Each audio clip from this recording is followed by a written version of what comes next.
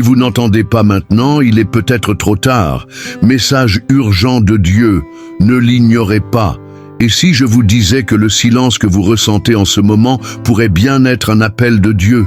Oui, ce vide, ce malaise inexplicable, peut-être n'est-ce pas de l'abandon, peut-être est-ce un appel, et l'ignorer pourrait vous coûter cher, pas demain mais aujourd'hui, car le temps spirituel n'attend pas. Dieu n'appelle pas le calme. Il choisit les moments de chaos et de confusion précisément pour vous réveiller. Ne vous y trompez pas, vous n'entendez pas cela par hasard. Quelque chose de plus grand réclame votre attention. Mais la question est, allez-vous l'écouter? Ici, nous ne vous promettons pas de réponse facile, bien au contraire. Nous vous expliquerons pourquoi le silence de Dieu peut être le plus grand message de votre vie. Comment reconnaître les opportunités déguisées en difficultés. Et surtout, comment agir avant qu'il ne soit trop tard. C'est un avertissement, mais aussi une invitation. Avant de continuer, j'aimerais vous demander une petite faveur. Abonnez-vous à la chaîne, activez les notifications et partagez cette vidéo avec quelqu'un qui a besoin d'un éveil spirituel. Ne gardez pas pour vous ce qui pourrait être une rédemption. Et je veux proposer un défi pratique. Écrivez maintenant la phrase dans les commentaires. Je choisis d'entendre la voix de Dieu, même dans le silence. Écrire comme un engagement public.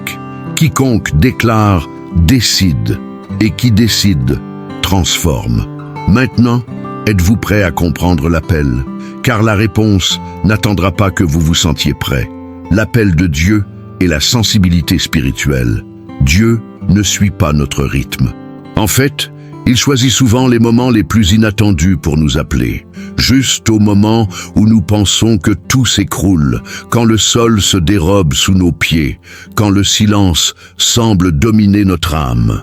C'est alors que l'appel de Dieu survient. Et le plus surprenant, nous ne percevons presque jamais cet appel immédiatement. C'est pourquoi la sensibilité spirituelle doit être cultivée comme on cultive une amitié, jour après jour, en silence, avec attention. Les difficultés que vous rencontrez aujourd'hui, qu'il s'agisse de crises financières, de problèmes familiaux, de maladies ou de sentiments de solitude, peuvent en réalité dissimuler parfaitement l'appel de Dieu. Oui, ce que vous percevez comme un obstacle peut être le chemin choisi par Dieu pour favoriser votre transformation spirituelle. Cessez de considérer vos problèmes comme des punitions. Voyez-les plutôt comme des invitations. Mais comment savoir si vous êtes appelé? Soyez attentifs à ce malaise persistant, ce sentiment de devoir changer, même sans savoir par où commencer. Dieu parle à travers ce malaise. Votre âme reconnaît la voix du Créateur avant même que vous ne compreniez rationnellement ce qui se passe. C'est la sensibilité spirituelle. Envie de développer cette conscience. Accordez-vous des moments de véritable silence dans votre journée. Non pas le silence de votre environnement, mais le silence intérieur où vous pouvez apaiser vos pensées anxieuses et simplement écouter. Lisez les Écritures comme s'il s'agissait de lettres personnelles. Arrêtez de chercher des signes grandioses et commencez à apprécier les petites attentions dans votre cœur. Souvenez-vous, Dieu n'a pas besoin de tempête pour se faire entendre. Parfois, il murmure. Dieu vous parle peut-être en ce moment même, utilisant ce contenu comme un canal. Ne l'ignorez pas. La sensibilité spirituelle n'est pas un don réservé à quelques-uns. C'est une compétence qui naît de la volonté d'écouter. Maintenant, demandez-vous, suis-je prêt à écouter, même sans comprendre? Le silence de Dieu est la communication spirituelle. Le silence de Dieu est l'une des expériences les plus difficiles pour ceux qui recherchent la croissance spirituelle. Vous priez, demandez des signes, criez et rien, juste un vide qui résonne dans votre poitrine. Mais ce silence est-il synonyme d'absence? Ou est-ce précisément dans ce silence qu'il parle le plus? C'est curieux d'y penser, mais la vérité est que le silence de Dieu n'est pas un rejet, mais une préparation. Imaginez un professeur pendant un contrôle. Il se tait. Non pas parce qu'il a abandonné l'élève, mais parce qu'il est temps d'appliquer ce qui a déjà été enseigné. Il se passe la même chose avec Dieu. Quand tout se tait, il est peut-être temps de réfléchir. Qu'est-ce que Dieu veut que j'apprenne en silence? La pause, que tant de personnes négligent, est essentielle au développement de l'écoute spirituelle. Au cœur du tumulte du quotidien, nous communiquons avec Dieu uniquement par la demande et nous oublions d'écouter. Son silence devient alors une invitation à redéfinir cette relation. Peut-être Dieu est-il silencieux parce que vous n'êtes pas prêt à entendre ce qu'il veut dire. Mais attention, entendre la voix de Dieu n'est pas une chose mystique, réservée à quelques privilégiés. C'est un processus qui commence par la décision d'arrêter. Faites taire vos pensées, contrôlez votre anxiété et acceptez de ne pas avoir toutes les réponses. En pratique, commencez par consacrer 5 minutes de votre journée au silence. Pas de liste de prières, pas de musique, pas de lecture, juste vous et la présence divine. Ce silence, qui peut paraître inconfortable au premier abord, deviendra un terreau fertile pour que Dieu puisse semer des réponses en vous. Ne fuyez pas le silence, accueillez-le. Dieu parle souvent lorsque nous cessons d'essayer de contrôler la conversation. Le silence de Dieu n'est pas une fin, c'est un pont, mais seuls ceux qui choisissent de faire confiance, même sans comprendre, peuvent le traverser. L'appel ne requiert pas la perfection, juste la disponibilité. Il existe une idée fausse qui paralyse beaucoup de gens, croire qu'ils ne peuvent répondre à l'appel de Dieu que s'ils sont spirituellement préparés. Vous connaissez cette idée. Je commencerai quand je serai plus sain ou quand ma vie sera en ordre. Oubliez ça. Dieu n'appelle jamais ceux qui sont prêts. Il appelle ceux qui sont disposés. La perfection n'a jamais été une condition préalable. La disponibilité l'était. Dieu ne recherche pas des personnes sans défaut, mais des cœurs suffisamment humbles pour dire « Me voici ». Ce qu'il désire, c'est un cœur ouvert et non une liste de réalisations impeccables. En effet, c'est précisément sur le chemin qu'il façonne le caractère, ajuste le parcours et transforme l'âme. Si vous attendez de vous sentir parfait avant d'agir, vous passerez votre vie à attendre. Agir dans le présent est essentiel pour ne pas manquer les opportunités divines qui vous entourent. Avez-vous déjà pensé à toutes les portes que vous avez laissées fermer simplement parce que vous vous sentiez incapable ? L'opportunité spirituelle ne frappe pas à la porte de ceux qui se sentent prêts, mais de ceux qui sont prêts à l'ouvrir. Et croyez-moi, souvent la première action que Dieu attend de vous est précisément un pas hésitant, fragile, mais vrai. De petits gestes, comme partager un message de foi, commencer à prier en silence ou consacrer quelques minutes à la lecture de la Bible. Ne sous-estimez pas les petits commencements. Ils sont le terreau où germent de grandes transformations spirituelles. Vous voulez savoir par où commencer ? Au lieu de planifier des actions grandioses, faites quelque chose de simple aujourd'hui. Lisez un chapitre des évangiles comme s'il s'agissait d'une lettre écrite spécialement pour vous. Parlez à Dieu sans filtre, sans formalité. Parlez, tout simplement. Et quand vous avez peur, rappelez-vous, la peur n'est pas un signe qu'il faut s'arrêter. C'est le signe que vous quittez votre zone de confort. La disponibilité, c'est la foi en mouvement. Et le mouvement est ce que Dieu désire le plus de vous en ce moment. Écoutez avec le cœur. Avez-vous déjà essayé d'entendre Dieu avec vos seules oreilles? Si oui, vous avez peut-être été frustré. Dieu ne communique pas comme nous. Sa voix résonne dans le cœur, pas dans les tympans. Et écouter avec le cœur exige plus qu'entendre. Cela exige un abandon. Beaucoup considèrent la lecture de la Bible comme une obligation religieuse ou un exercice intellectuel. Pourtant, elle a été écrite comme une lettre personnelle. Chaque verset est comme une phrase qui vous est adressée directement. Lisez les Écritures comme si vous lisiez les paroles de quelqu'un qui vous connaît profondément et qui désire vous transformer. Ce changement de perspective peut vous ouvrir des portes insoupçonnées. Essayez d'ouvrir les évangiles et de lire lentement, en vous arrêtant dès que quelque chose vous touche. Ce n'est pas une question de nombre de pages, mais de profondeur de compréhension. L'intimité avec Dieu naît de cette écoute attentive et de ce silence intérieur. Ce n'est pas en criant des prières ou en multipliant les requêtes que vous percevrez la guidance divine. C'est en faisant taire votre ego, en apprivoisant votre anxiété et en vous libérant du besoin de tout contrôler. Et pourquoi écouter avec son cœur ? Parce que l'esprit juge, analyse et se méfie. Le cœur, lorsqu'il est ouvert, accueille simplement. Parfois, les directives de Dieu manquent de logique, mais malgré cela, quelque chose en vous ressent la paix. C'est votre cœur qui reconnaît la signature du Créateur. Concrètement, Comment faire? Choisissez un moment précis de la journée. Ouvrez un évangile comme celui de Jean ou de Matthieu. Avant de lire, priez en disant « Seigneur, parle-moi par ta parole ». Puis, lisez lentement, comme si vous attendiez une réponse. Et lorsque vous sentez quelque chose bouger en vous, arrêtez-vous, méditez. C'est écouter avec le cœur. N'oubliez pas, Dieu ne rivalise pas avec le bruit de votre esprit. Il parle là où il y a de la place pour être entendu. Êtes-vous prêt à vous taire pour l'écouter? Le courage de déclarer sa foi. Beaucoup de gens s'imaginent que témoigner de sa foi signifie prêcher aux foules ou être reconnu comme un guide spirituel. Rien n'est plus faux.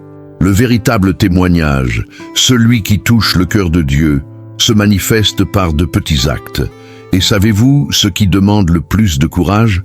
Proclamer sa foi dans les situations simples de la vie. Dans une conversation entre amis, par un geste au travail, ou même en publiant un message encourageant sur les réseaux sociaux. Proclamer sa foi ne signifie pas être parfait. Cela signifie montrer sans crainte que l'on marche avec Dieu, même malgré ses défauts. Ne cachez pas vos imperfections derrière le silence. En acceptant votre cheminement, même imparfait, vous inspirez les autres à faire de même. Quelqu'un a besoin de voir votre foi en action pour croire qu'il est possible de vivre ainsi. Vous voulez un exemple simple? Au lieu de simplement aimer ce message chrétien sur les réseaux sociaux, partagez-le. Laissez un commentaire public pour affirmer votre foi. Ou, plus concrètement encore, lors de votre prochaine conversation familiale, mentionnez que vous recherchez une croissance spirituelle. C'est cela le courage spirituel.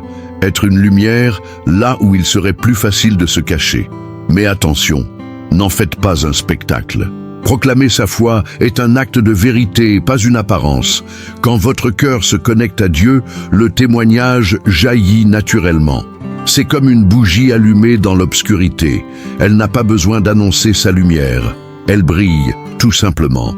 N'oubliez pas, les petits gestes publics ont une grande valeur dans le monde spirituel.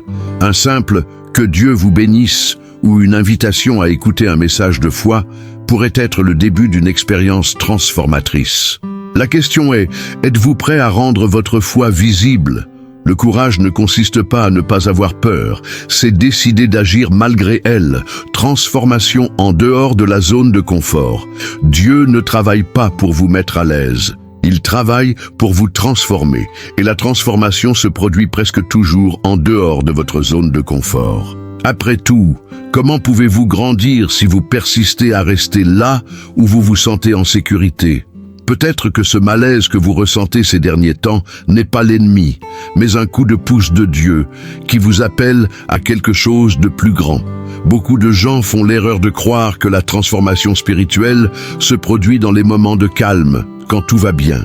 Mais Dieu, le plus souvent, agit dans le chaos. Dans ces moments où la vie semble trop chaotique pour continuer, c'est là, juste là où l'on pense à abandonner, qu'il commence à agir. Et ne croyez pas que la transformation soit une expérience agréable. Elle sera douloureuse. Elle exigera des sacrifices. Elle modifiera vos priorités. Mais chaque inconfort sera le signe que quelque chose se reconstruit en vous. Le courage d'affronter ce changement est ce qui distingue ceux qui désirent simplement une transformation de ceux qui la vivent véritablement. Comment sortir de votre zone de confort? Commencez par changer vos petites habitudes. Si vous priez toujours de la même manière, changez. Essayez de nouveaux moments de prière. Si vous ne jeûnez jamais, commencez doucement. Si vous évitez de parler de votre foi, osez la partager. Dieu n'a pas besoin d'actions grandioses. Il a besoin que vous soyez en mouvement. Et n'oubliez pas, tout renouveau exige un abandon. Faites confiance à Dieu, même si vous ne comprenez pas le processus. S'abandonner à l'inconnu est, en fait, une déclaration de confiance en Dieu. Et c'est cette confiance qui lui permettra d'agir en vous. Alors posez-vous la question, qu'est-ce qui me retient au même endroit? Parce que Dieu vous a déjà appelé. Maintenant, c'est à vous de faire le premier pas, même s'il est hésitant. Le silence comme espace de croissance. Quand Dieu est silencieux, la plupart des gens l'interprètent comme un rejet. Mais en vérité, le silence de Dieu est un espace intentionnel qu'il a créé pour favoriser votre croissance spirituelle. Ce n'est pas une absence, c'est une préparation. Pensez à un agriculteur. La terre semble silencieuse avant la moisson, mais en dessous, les graines germent. C'est ainsi que cela fonctionne avec l'âme. Le silence ne signifie pas que Dieu vous a abandonné. Bien au contraire, cela signifie qu'il vous fait suffisamment confiance pour vous permettre de grandir dans cet espace d'attente. Mais cette croissance ne se produit que si vous changez de perspective. Au lieu de vous demander « Pourquoi Dieu ne parle-t-il pas ?», demandez-vous « Que veut-il que j'apprenne de ce silence ?» Ce temps, souvent inconfortable, est l'intervalle nécessaire à la maturation de votre âme. C'est le moment où vous apprenez à faire confiance sans voir, à demeurer sans ressentir. Durant ce temps, Dieu n'œuvre pas autour de vous, mais en vous. Comment pouvez-vous mettre à profit ce moment de silence ? Créez des habitudes de réflexion intentionnelles. Tenez un journal spirituel, notez vos prières, vos doutes, vos petites victoires. Lisez les Proverbes et l'Ecclésiaste pour une sagesse pratique sur votre cheminement. Et surtout, cessez d'exiger des réponses immédiates. La croissance spirituelle est comme le lever du soleil, elle ne se produit pas d'un coup, mais progressivement, illuminant ce qui était auparavant sombre. Considérez le silence comme un outil divin et non comme une punition. Ce temps de pause est le cadeau dont vous ignoriez avoir besoin. Et lorsque Dieu vous parlera à nouveau clairement, vous serez mieux préparé à l'écouter. N'oubliez pas, le silence n'est pas l'absence de mouvement. C'est une préparation à l'étape suivante. Et peut-être qu'en ce moment même, Dieu vous invite à grandir, en silence. Ouverture à de nouvelles opportunités. Il y a une chose que peu de gens comprennent. Le temps consacré à la spiritualité vaut plus que toute richesse. Les opportunités que Dieu vous offre ne sont pas de simples invitations. Ce sont des portes spirituelles qui, une fois fermées, pourraient ne plus jamais s'ouvrir comme avant. Le problème, c'est que nous sommes souvent tellement pris par nos routines et nos soucis que nous ne remarquons même pas quand Dieu nous appelle à quelque chose de nouveau. Ignorer l'appel de Dieu, c'est fermer la porte à la transformation. Et ne vous y trompez pas. Dieu est patient, mais pas indéfiniment. Son timing est parfait, mais pas illimité. Combien d'opportunités spirituelles avez-vous manqué en attendant le bon moment? S'ouvrir à de nouvelles opportunités demande du courage, mais surtout de la sensibilité. Dieu parle à travers des situations simples, une conversation inattendue, une invitation à servir, un besoin qui surgit près de vous. N'attendez pas le surnaturel tonitruant. L'appel se présente souvent sous un jour normal. Besoin de conseils pratiques? Chaque jour, au réveil, priez objectivement. Seigneur, ouvre mes yeux pour que je ne rate pas les occasions qui se présentent aujourd'hui. C'est aussi simple que ça. En éveillant cette conscience, vous commencez à voir ce qui passait auparavant inaperçu. Une personne qui a besoin d'aide, une occasion de servir, un moment pour partager votre foi. Et plus encore, la peur de commettre une erreur ne peut être plus forte que le désir d'obéir. Ne vous cachez pas derrière l'excuse du « ce n'est pas encore le moment ». Si Dieu a placé cette impulsion dans votre cœur, c'est maintenant. Le temps spirituel perdu est irrécupérable. Mais aujourd'hui, une nouvelle opportunité s'offre à vous. Ouvrez-vous. Rendez-vous disponible. Les opportunités spirituelles sont des trésors cachés dans votre quotidien. La différence réside dans la personne qui choisit de les voir. Et toi, tu vas laisser cette porte d'à côté se fermer, la décision comme clé de la transformation.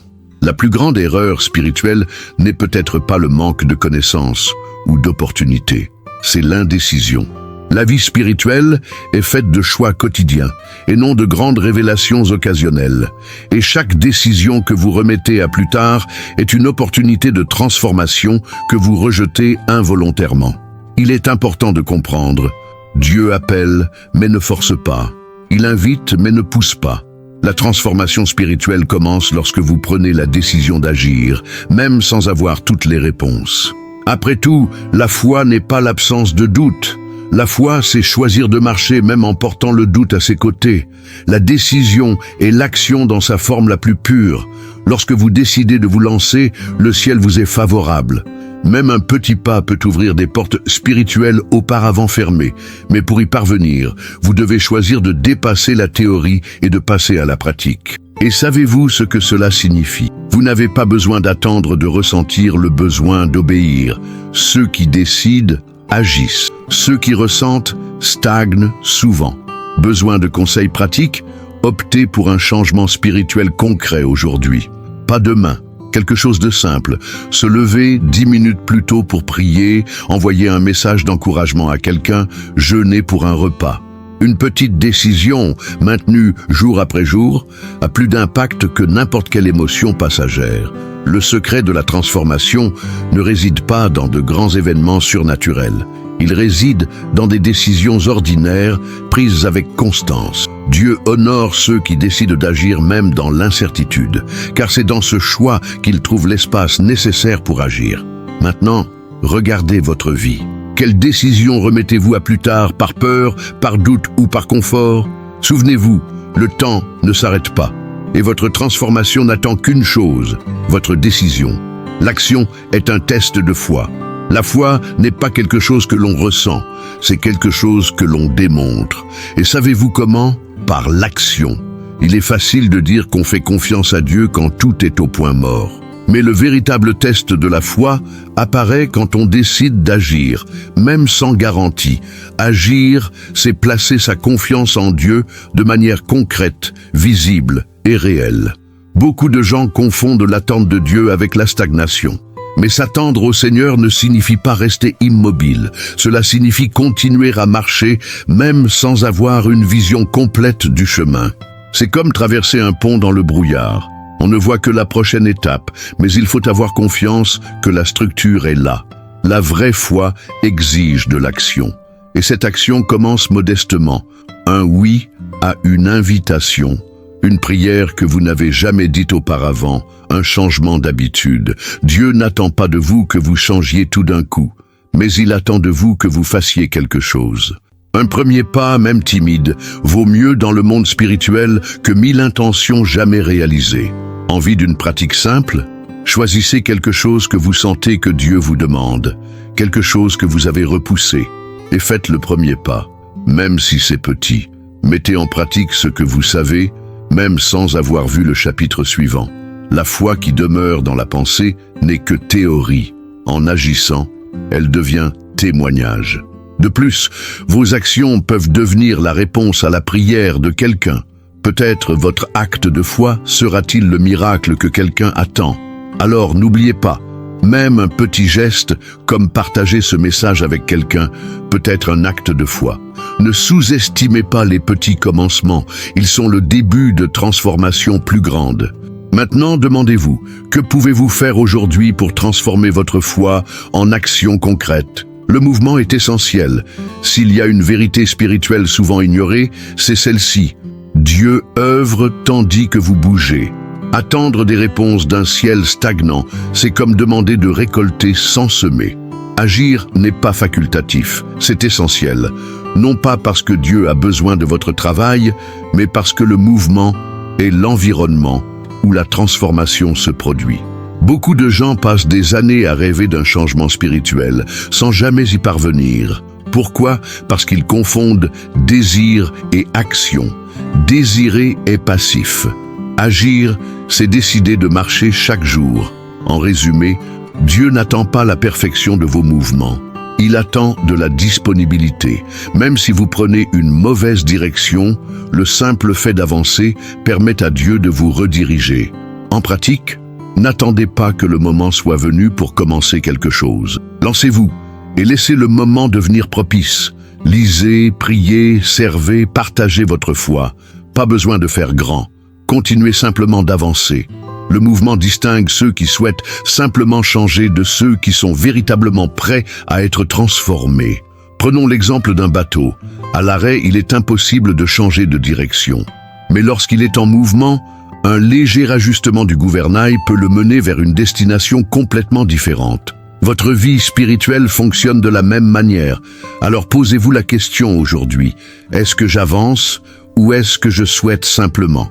Souvenez-vous, vouloir sans agir, c'est comme prier sans croire. Dieu ne recherche pas des personnes qui connaissent tout le chemin. Il recherche ceux qui disent « Me voici prêt à marcher », même si les pas sont incertains. Après tout, sur le chemin spirituel, ceux qui bougent grandissent. Surmontez les limites avec l'aide de Dieu. Combien de fois avez-vous pensé que vous n'étiez pas capable, que vos limites étaient trop grandes pour vous permettre d'avancer? Cette pensée est plus courante qu'il n'y paraît. Mais en vérité, vos faiblesses ne sont pas un obstacle pour Dieu. Au contraire, elles sont le lieu où il manifeste sa puissance. Dieu ne choisit pas les capables, il donne du pouvoir aux élus. Et savez-vous quand il agit avec le plus de puissance? Précisément lorsque vous reconnaissez que vous ne pouvez pas y arriver seul. C'est à ce moment-là, lorsque vous vous sentez petit, faible ou insuffisant, que la puissance divine commence à agir de manière extraordinaire. Peut-être que vous vous regardez et ne voyez que des limites, timidité, peur, traumatisme, manque de ressources. Mais Dieu voit des opportunités. Ce que vous percevez comme un objectif, il le voit comme un point de départ. Ce n'est pas un discours de motivation creux, c'est un principe spirituel profond. Vos limites humaines sont un espace libre pour que Dieu puisse agir. Concrètement, comment surmonter ces obstacles? D'abord, reconnaissez vos faiblesses sans honte. Priez sincèrement, « Seigneur, je n'y arriverai pas seul ». Ensuite, avancez petit à petit, confiant que la force viendra en chemin. L'aide de Dieu ne vient généralement pas avant la décision, mais après l'action. Pensez à Moïse, qui se sentait incapable de parler en public, ou à Gédéon, qui se sentait le dernier de sa famille. Ils avaient tous un point commun. Ils ont transcendé leurs limites grâce à la force de Dieu. Et vous aussi, vous pouvez le faire. Peut-être que l'impossible que vous redoutez n'est que l'espace où Dieu veut agir. Mais il a besoin de votre permission, de votre décision et de votre mouvement. La limitation que vous déplorez tant est peut-être précisément le lieu où Dieu vous montrera l'impossible. Force de la foi et transformation. La foi est le moteur de la transformation spirituelle. Mais attention, pas n'importe quelle foi. Pas une foi vague et émotionnelle qui repose sur des sentiments, mais une foi ferme et concrète, fondée sur la confiance en Dieu, même lorsque tout semble contraire. C'est cette foi qui engendre le mouvement et une véritable transformation. Et voici la vérité. Dieu n'a pas besoin de quelqu'un d'extraordinaire pour accomplir des choses extraordinaires. Il a juste besoin d'un cœur bien disposé. La vraie foi ne naît pas quand on comprend tout. Elle naît quand on décide de faire confiance, même sans comprendre. C'est alors que nos limites deviennent des opportunités pour Dieu d'agir. Connaissez-vous ce domaine de votre vie où vous trébuchez constamment? Cette faiblesse qui semble insurmontable? C'est précisément là que la foi peut transformer. Non pas parce que vous pouvez y arriver seul, mais parce qu'en faisant confiance à Dieu, vous libérez l'espace nécessaire pour que l'impossible se produise. Concrètement, comment pouvons-nous appliquer cette puissance de la foi? C'est simple, commencez à déclarer avant même de le voir. Dites-vous, je crois que Dieu est à l'œuvre, même quand je ne le vois pas. Écrivez-le. Priez à ce sujet. Concentrez-vous sur ce que Dieu peut faire et non sur ce que vous ne pouvez pas. Le secret de la transformation ne réside pas dans le fait de devenir plus fort, mais dans le fait de laisser Dieu vous fortifier. Et cela se produit lorsque vous abandonnez vos faiblesses et faites un pas dans la foi. Chaque fois que vous choisissez de faire confiance à Dieu, plutôt que de craindre, vous semez les graines d'une transformation spirituelle. Chaque prière dite en silence, chaque décision de persévérer, même fatigué, tout cela est une foi concrète. Et la foi concrète émeut le ciel. Peut-être que ce que vous appelez une limitation, Dieu l'appelle un point de départ. Transformer la douleur en quelque chose de beau. Il est difficile de croire que la douleur puisse être l'instrument de Dieu. Après tout, comment une chose aussi lourde et difficile pourrait-elle engendrer quelque chose de beau? Mais c'est là l'une des plus grandes spécialités du Créateur. Reconstruire des vies à partir de ce qui semblait irréparable. Peut-être portez-vous des cicatrices sur votre âme, les marques de la perte, de la déception, de l'échec.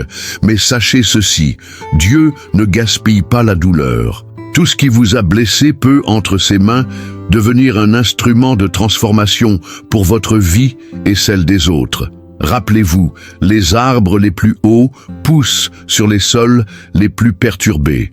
Votre souffrance n'est pas la fin de l'histoire. C'est le sol où Dieu désire planter quelque chose de nouveau. Et lorsque cette transformation s'amorce, la souffrance cesse d'être une simple souffrance et devient témoignage. Concrètement, comment transformer votre douleur en quelque chose de beau? D'abord, cessez de cacher vos cicatrices. Présentez-les à Dieu dans une prière sincère. Ensuite, soyez prêts à aider ceux qui traversent une souffrance similaire. Lorsque vous laissez votre histoire toucher quelqu'un, Dieu se sert de vos chutes pour en relever d'autres. Vous ne le réalisez peut-être pas, mais votre simple « je suis passé par là aussi et Dieu m'a soutenu » pourrait être la lueur d'espoir dont quelqu'un a besoin. Ne sous-estimez pas le pouvoir d'une histoire vraie, racontée avec sincérité. Et surtout, ne précipitez pas les choses. Dieu transforme la douleur en quelque chose de beau, en temps voulu. En attendant, restez fidèles. Chaque larme versée en silence est arrosée par lui. Votre douleur, entre de bonnes mains, peut devenir poésie.